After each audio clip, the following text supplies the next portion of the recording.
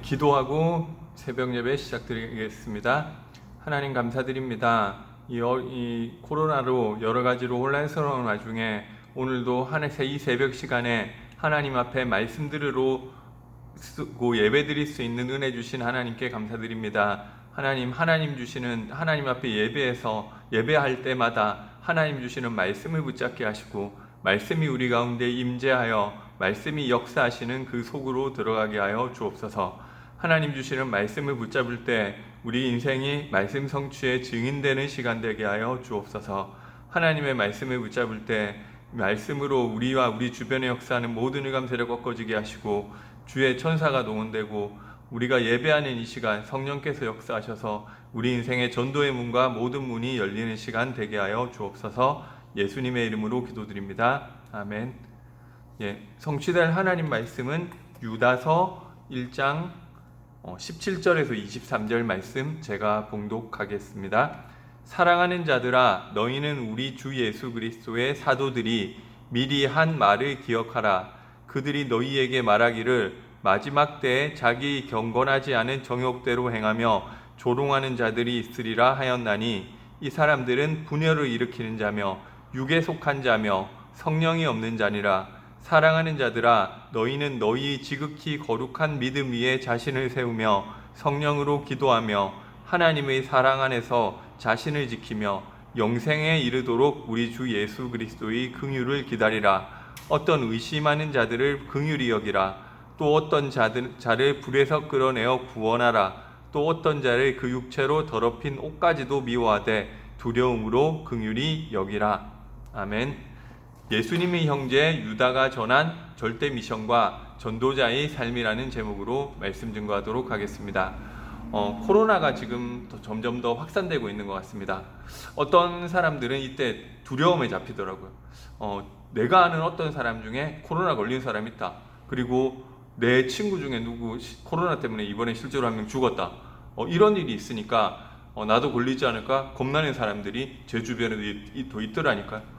그런데 이 말세 때 유다가 전한 내용이 있습니다. 1절에 보니까 나는 하나님의 부르심을 받은 자다. 아무나 복음 받는 게 아니지 않습니까? 하나님이 은혜로 나에게 복음을 들을 수 있도록 은혜를 주시고 그 들었을 때 내가 믿어지게 해주신 것입니다. 그래서 내가 믿은 것 같지만 하나님께서 나를 불러주신 사람이다. 그래서 나는 하나님의 또 여기 사랑을 얻은 자다. 그리고 나는 하나님이 지키시는 자다. 하나님 지키시면 절대 코로나 안 걸리냐? 그 말이 아니라 코로나 걸린다 하더라도 그것이 하나님의 계획 가운데 있다는 이 이야기인 것입니다. 우리가 일부러 조심 안 하고 다니면서 코로나 걸릴 필요 없다니까요. 얼마나 많은 주변에 피해를 줍니까? 그럴 필요 없지만 만약에 걸린다 하더라도 거기에도 하나님의 계획이 있는 사람이다. 그 이야기인 것입니다. 그래서 너가 너무 조심 안 하고 다니니까 조심하라는 뜻일 수도 있잖아요. 정광훈 목사님이 코로나 확진을 받았다고 하는데 제가 이분이 하나님 자녀인지 아닌지 신앙은 제가 개인적으로 잘 모르니까 어떻게 잘 모르겠더라고요. 그런데 목사님이니까 그래도 이분이 하나님 자녀라고 치고 그런데 코로나에 걸렸다. 그러면 왜 걸렸냐? 좀 말과 행동을 조심하라는 거 아니겠습니까? 이분 말씀이 제가 들어보니까 이게 맞는지 틀린지는 잘 모르겠지만 말과 행동이 조금 함부로 하는 것만은 사실인 것 같더라고요. 조금 맞는 얘기든 틀린 얘기든 좀 조심해서 말해야 되지 않느냐 이런 생각이 들더라고요. 그래서 어찌됐건 하나님 자녀에게 일어나는 모든 일에는 하나님의 계획이 있는 것입니다. 하나님이 지키시는 그 사람이 나인 것입니다. 그런데 여기 4절에 보니까요, 교회 안에 가만히 들어온 사람, 이 거짓 선지자란 말이에요. 이런 사람들이 있다.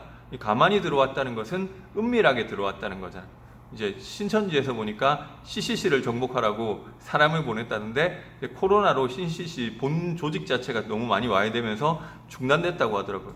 이렇게 외부에서 들어온 사람도 있고 또 우리 가운데 우리 교회에 있는데도 자기도 모르게 교회를 무너뜨리는 그런 역할을 하는 사람도 있고 또 그렇지 않은 사람들한테도 이 사람 이런 부분은 좀 오히려 덕이 안 된다 이런 부분들이 있을 수 있는 것입니다. 그래서 이들의 특징이 어떠냐면은 4절에 그리스도를 부인한다. 5절에는 출애굽하고서도 믿지 않고 원망하는 그런 사람들과 같다. 나중에 결국 다 멸망당했다. 6절에는 자기 지위를 지키지 않고 자기 처소를 떠난 천사들, 이 사탄 마귀, 완전 이런 상태다. 그리고 7절에는 소돔 고모라에 음란하여 다른 육체를 따라간 자들, 이 동성애 말하는 거지 않습니까? 뭐 이런 상태다. 그리고 8절에는 꿈꾸는 자들, 이 요셉과 같이 어떤 좋은 CVDIP를 했다는 얘기가 아니라 나는 하나님과 직접 꿈으로 소통한다면서 주의 종도 필요 없다 이러면서 어떤 권위를 업신여기고, 근데 하는 짓은 결국 자기 육체를 더럽히는 짓을 하더라. 그리고 9절 10절에 알지도 못하면서 회방하고 비방한다. 이게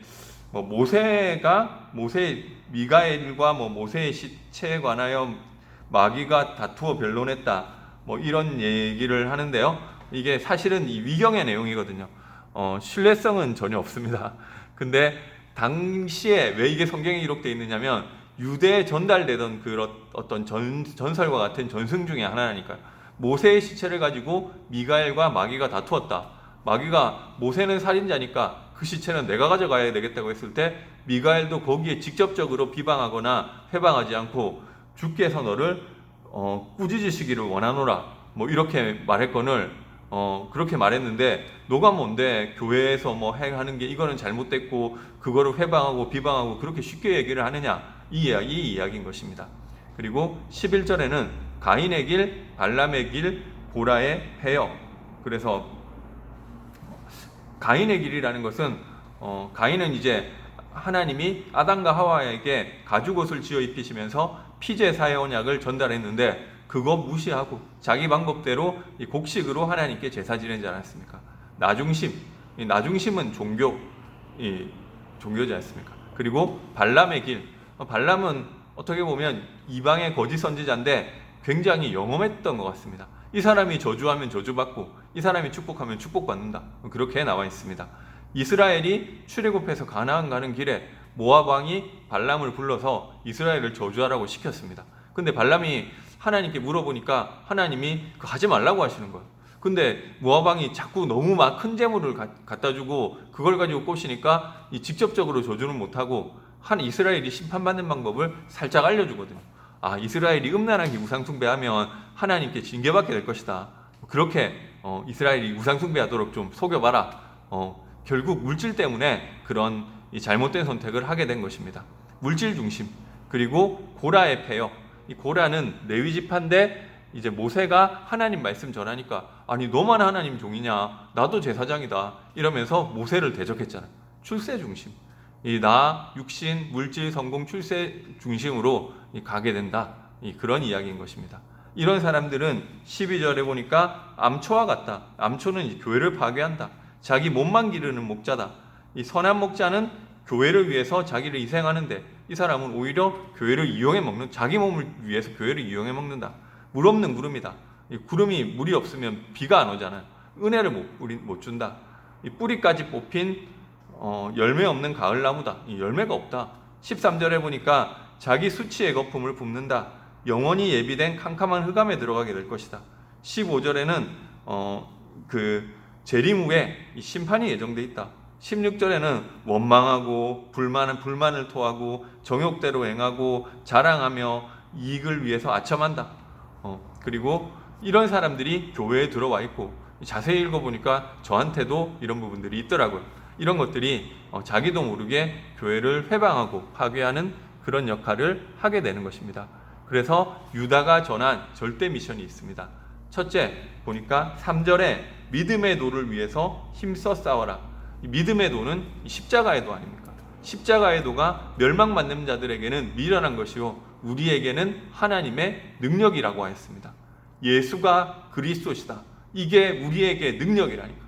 참된 왕으로 사단의 권세를 깨뜨리시고, 참된 제사장으로 죄와 저주에서 해방하시고, 참된 선지자로 하나님 만나는 길을 열어주셨고, 이분이 십자가에서 다 이루었다 하심으로 우리 인생의 근본 문제와 모든 문제가 다 해결되었다. 이것을 믿고 고백하게 되시기 바랍니다. 그 정도가 아니라 이 믿음의 도를 위해서 힘써 싸워라. 우리의 현실 상황에 그리스도 다 안 끝난 것 같은 그런 일이 있을지라도 그것은 다 허상이다. 그리스도 모든 문제 해결자, 그리스도는 충분하고 완전하고 모든 것이다. 그리스도 그 안에 모든 것이 다 있다. 다 끝났음을 고백하는 싸움을 힘써 싸우게 바랍니다. 이것이 실상인 줄 믿고 고백하게 되시기 바랍니다.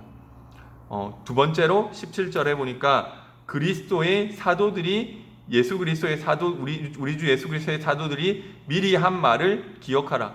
사도행전 2장에 보니까 초대교회가 사도의 가르침을 받았다. 교회 중심, 강단 중심, 주의 종 중심으로 인도받아라. 교회와 내가 하나, 강단과 내가 하나, 주의 종과 내가 하나, 이렇게 인도받는 것이 가장 안전한 것입니다. 마귀가 이 주의 종과 하나 되어 있는 그 사람을 건드릴 수가 없다니까요. 마귀가 하는 것은 교회와 나를 분리시키고, 강단과 나를 분리시키고, 주의 종과 나를 분리시킨다니까요. 그래서 우리 그 반대로 하시면 됩니다. 교회 흐름 속에 들어가고, 강단 흐름 속에 들어가고, 주의 종의 흐름 가운데 들어갈 때 모든 응답이 그 흐름 가운데서 다 따라오게 되는 줄 믿으시기 바랍니다. 세 번째로 21절, 22절, 23절에 보니까 전도자의 삶 속으로 들어가게 되시기 바랍니다. 21절에 자신을 지켜라. 이 코로나로 지금 저희가 대면 사역은 안 하고 이제 온라인 사역만 하고 있거든요. 어떻게 보면 성도님들 입장에서 좀 편한 점도 있는 것 같습니다. 그런데 하나님 말씀에 이런 때일수록 모이기를 패하지 말고 자신을 지키라고 하였습니다. 예배드리기 싫은 사람에게 오히려 기회가 될 수 있는 것 같습니다. 그런데 렘넌트들은 잘 모를 수 있는데 어른들은 아실 거예요.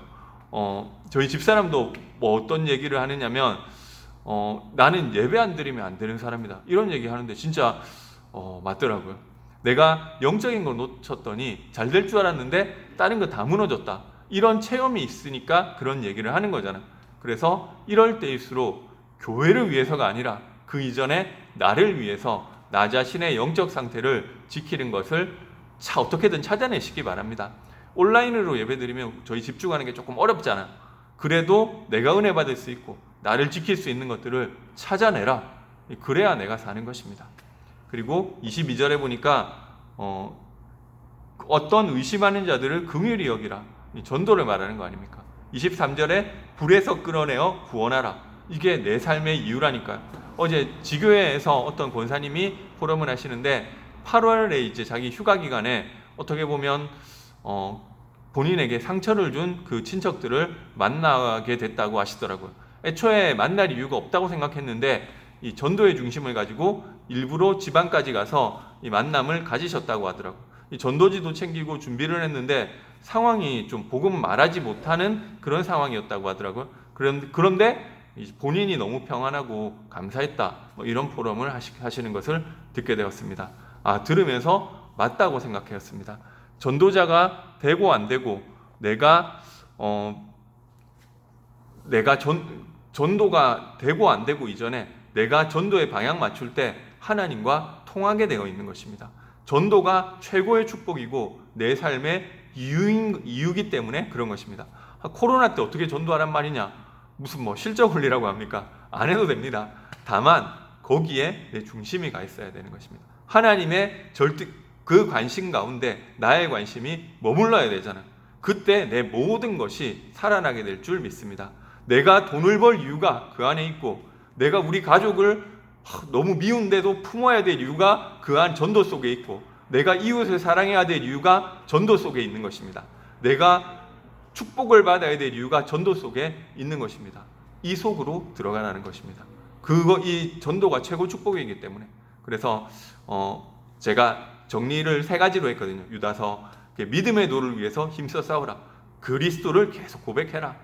이 싸움을 해라. 두 번째, 그리스도의 사도들이 미리 말한 것을 기억하라. 교회 중심, 강단 중심, 주의종 중심.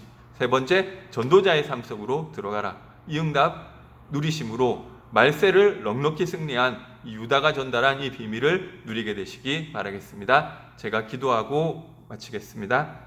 사랑해 주님, 은혜와 사랑을 감사드립니다. 말세를 살아가는 우리에게 유다를 통해서 주신 하나님의 말씀이 오늘도 답이 되게 하여 주옵소서. 수많은 문제들 가운데 믿음의 도를 위해 힘써 싸우는 싸움을 하게 하시고, 그리고 사도들이 말한 것을 그리스도의 사도들이 전한 것을 기억할 수 있도록 교회 중심, 강단 중심, 주의종 중심으로 인도받게 하시며 전도자의 상 가운데 들어감으로 이 말세 시대에 승리하는 성도로 응답받게 하여 주옵소서. 우리와 우리 주변의 모든 의가 무너지고 하나님 말씀 성취의 증인으로 한 주간도 응답받게 하여 주옵소서. 예수 그리스도 이름으로 기도드립니다. 아멘. 감사합니다.